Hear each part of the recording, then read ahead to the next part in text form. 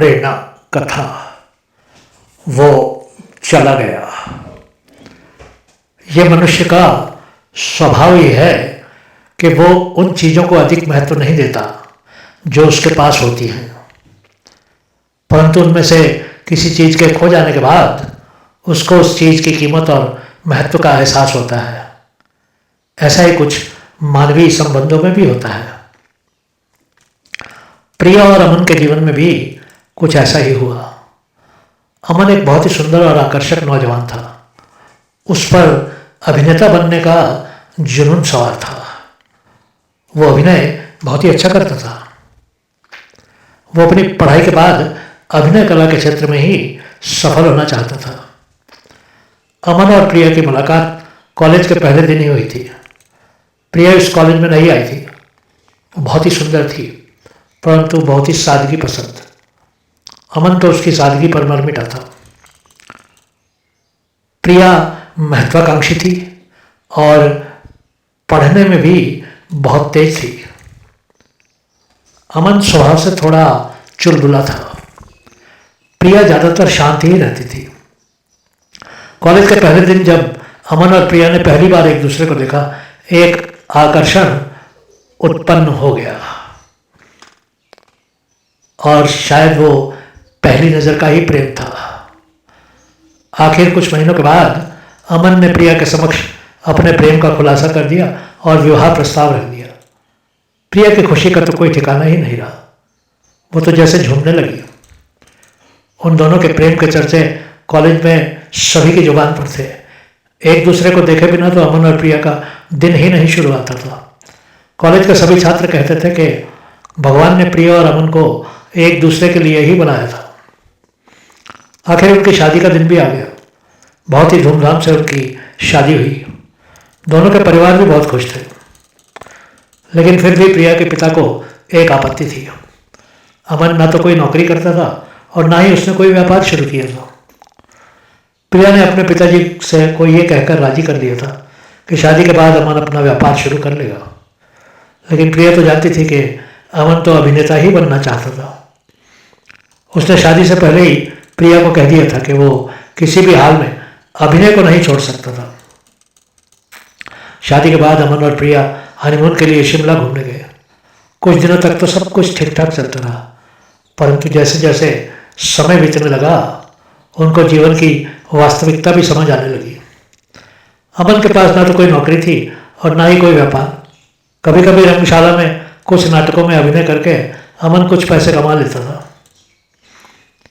क्योंकि प्रिया बहुत ही महत्वाकांक्षी थी, घर में पैसों के अभाव ने अपना असर उस पर दिखाना शुरू कर दिया। अमन के प्रति प्रिया के व्यवहार में भी थोड़ा परिवर्तन आने लगा। कुछ महीनों के बाद दोनों में छोटी छोटी बातों पर झगड़े होने लगे। प्रिया अमन पर दोष लगाती थी और कहती थी कि अब अमन को कोई नौकरी खोज लेनी चाहिए थी। वो उसको अभिनय छोड़ देने को कहती थी। अमन उसको बार बार कहता था कि उसने तो शादी से पहले ही कह दिया था कि वो अभिनय को कभी भी नहीं छोड़ेगा। वो कहता था कि एक दिन उसको फिल्मों में जरूर काम मिलेगा।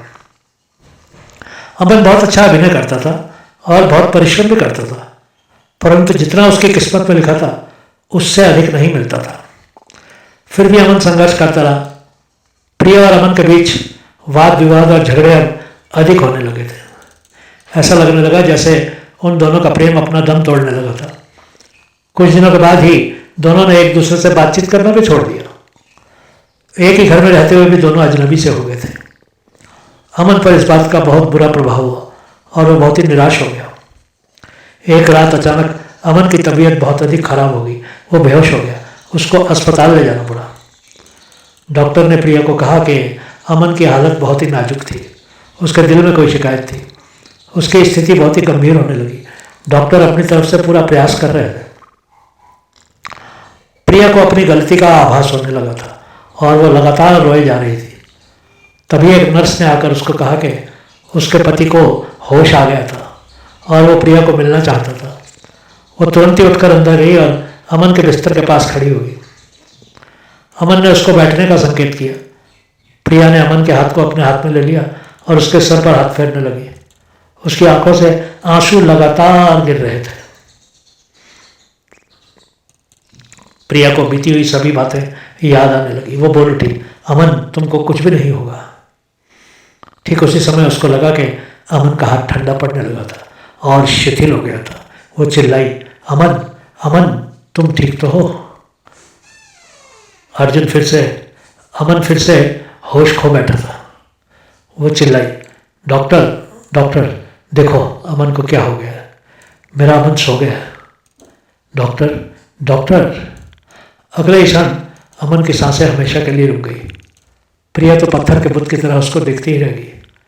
कुछ देर के बाद अंतिम रस्में पूरी करने के लिए अमन के मृत शरीर को घर लाया गया। प्रिया उसकी लाश के पास बैठकर रोने लगी।